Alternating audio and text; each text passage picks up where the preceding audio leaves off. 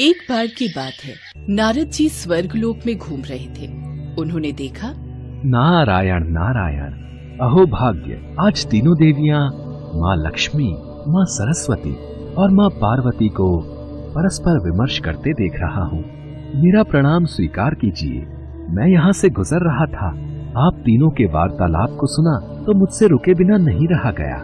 देवर्षि नारद, हम तीनों अपने सतीत्व और पतिव्रता धर्म की चर्चा कर रही। अच्छा, तो आपने भी हमारा वार्तालाप सुन ही लिया। ये बात तो आप भी जानते हैं देवर्षि नारद कि हम तीनों देवियों के समान कोई भी पतिव्रता स्त्री नहीं है। हमारा पतिव्रत धर्म सर्वश्रेष्ठ है।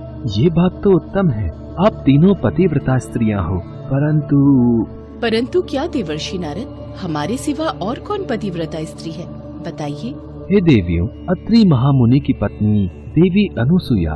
देवी अनुसुईया? हाँ माते, देवी अनुसुईया के समान पवित्र और पतिव्रता तीनों लोकों में नहीं है। क्या कह रहे हैं देवर्षि नारद? मैं सत्य कह रहा हूँ देवी सरस्वती।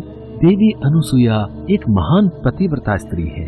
देवर्षि नारद की बात सुनकर तीनों देवियों के मन में अनुसुईया के प्रति ईर्ष्या होने लगी। अच्छा, अब मुझे आज्ञा दीजिए, मैं चलता हूँ। नारायण नारायण। देवी पार्वती, देवी सरस्वती, क्या आप भी वही सोच रही हैं जो मेरे मन में विचार उत्पन्न हो रहा है? हाँ देवी लक्ष्मी, हमें देवी अनुसुईया के पतिव्रता धर्म की परीक्षा लेनी ही होगी। अब तो देखना ही पड़ेगा ये सती अनुसुईया कितनी बड़ी पतिव्रता है। और इसी विषय पर आग्रह करने के लिए तीनों देवियां अपने अपने पति के पास गयीं। इसके पश्चात तीनों देवों ने आपस में इस पर विचार विमर्श किया। अब क्या किया जाए महादेव? मेरी पत्नी लक्ष्मी तो हठ करके बैठी है कि हमें अनुसुईया की परीक्षा लेने जाना ही होगा।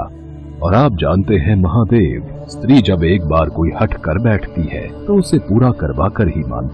मैं भी इसी असमंजस में हूँ। लगता है अब हम तीनों को अत्रि ऋषि के आश्रम में देवी अनुसुईया की परीक्षा लेने जाना ही होगा। पर महादेव, क्या हम इस रूप में जाएंगे?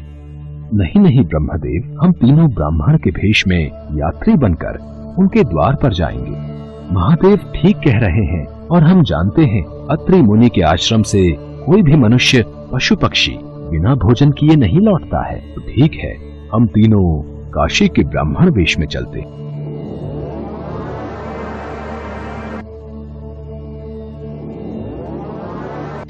हाँ महादेव, आश्रम तो सामने है, अब